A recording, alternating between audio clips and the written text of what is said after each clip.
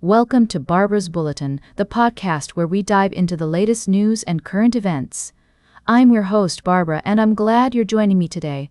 We have a lot to cover, so let's get started.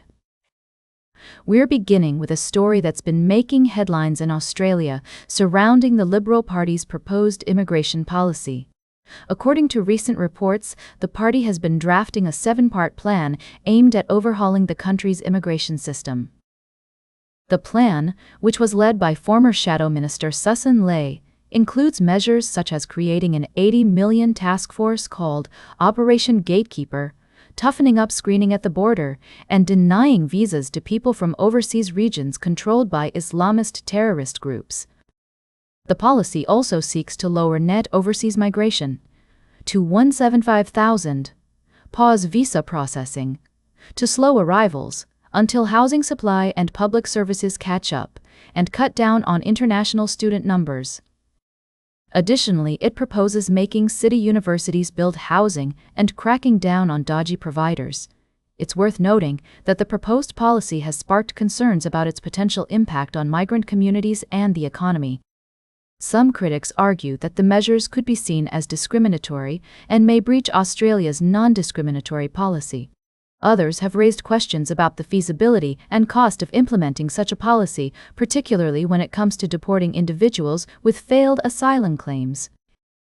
The Liberal Party has stated that its goal is to address concerns around immigration and national security, while also ensuring that Australia remains a welcoming country for migrants. However, the issue remains highly contentious, with many calling for a more nuanced approach that balances security concerns with compassion and fairness. As we continue to follow this story, it's essential to consider the diverse perspectives and potential implications of such a policy. We'll be keeping a close eye on developments and providing updates as more information becomes available. We'll be right back with more of today's top news on Barbara's Bulletin. Welcome back to Barbara's Bulletin. We're continuing our exploration of global news and current events. In this segment, we'll be discussing two significant stories that have caught our attention. Firstly, let's turn our focus to Bangladesh, where a historic election has taken place, marking the country's first free election in 17 years. The results have been notable, with the Bangladesh Nationalist Party emerging as the winner and Tariq Rahman poised to become the new prime minister. However, what's also garnered significant attention is the performance of the Islamist party, Jamaat-e-Islami, which has secured a substantial number of seats, becoming one of the strongest opposition blocs in modern Bangladeshi politics. This development raises interesting questions about the future of Bangladesh's political landscape and the potential implications for the country's relations with other nations. While some observers view this as a positive step towards rebuilding the party's influence, others have expressed concerns regarding Jamaat's past stance on issues such as women's rights and its historical affinity with Pakistan during the 1971 war. To provide some context, Bangladesh's political system ensures equal rights for minority religions, despite the majority of the population being Muslim. However, the treatment of minority groups and women has been a subject of concern in the past. Jamaat has recently attempted to soften its public image, embracing a more moderate tone on religion and stating its commitment to respecting Bangladesh's political system. In another part of the world, a dramatic environmental incident has occurred in Indonesia. A massive sinkhole has appeared in central Aceh, swallowing farmland and threatening the livelihoods of local farmers. The cause of this phenomenon is attributed to ongoing soil shifts and landslides, which have not only destroyed crops like coffee, chili, and sugarcanes, but also pose a risk to nearby structures, including an electricity pylon. This event highlights the importance of environmental monitoring and the need for swift action to mitigate the effects of such natural disasters. It's a reminder of the delicate balance between human activity and the natural world, and the potential consequences when this balance is disrupted. As we consider these stories, it's essential to approach them with a nuanced perspective, recognizing both the complexities and the opportunities that they present.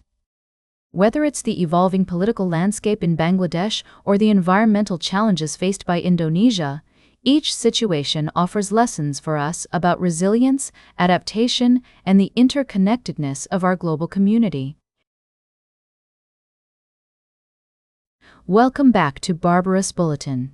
As we wrap up today's show, I'd like to bring to your attention a developing story from Africa, where a strike by aviation workers in Kenya has caused significant disruptions at the country's main airport, Jomo Kenyatta International Airport in Nairobi. According to reports from multiple sources, including Kenya Airways and the Kenya Airports Authority, the strike began early Monday morning, affecting both passenger and cargo flights. The Kenya Aviation Workers Union, which represents the striking workers, had issued a 7-day strike notice last week over issues with the implementation of a collective bargaining agreement, citing demands for better working conditions, pay, and benefits. As a result, passengers have experienced delays of up to 4 hours, with some even being forced to wait inside aircraft for extended periods. The situation has been described as chaotic, with one Kenyan senator taking to social media to express his frustration after being forced to travel by road instead of flying. The Kenya Civil Aviation Authority had attempted to block the strike through a court order but was unsuccessful. In a statement, the authority said it was actively engaging with the relevant parties to resolve the dispute in accordance with labor laws and court directions. It's worth noting that Jomo Kenyatta International Airport is one of the busiest transport hubs in Africa, serving as a key gateway between the continent and the rest of the world. Last year, it handled approximately 9 million passengers, making this strike a significant concern for both local and international travelers.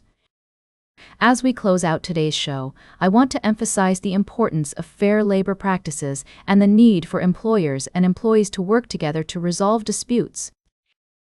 The situation in Kenya serves as a reminder that these issues can have far-reaching consequences, affecting not just the workers involved, but also the broader community and economy. That's all for today's Barbarous Bulletin. Remember to like, share, and subscribe, and until next time, stay engaged.